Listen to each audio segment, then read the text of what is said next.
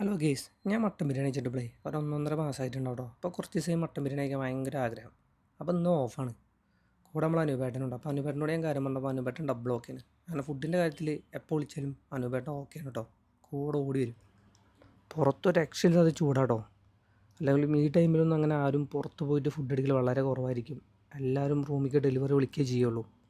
പക്ഷേ നമ്മളവിടെ പോയി കഴിക്കാനുള്ള മെയിൻ റീസൺ എന്താ വെച്ച് കഴിഞ്ഞാൽ ഡെലിവറി വന്നാൽ ക്വാണ്ടിറ്റി വളരെ കുറവായിരിക്കും.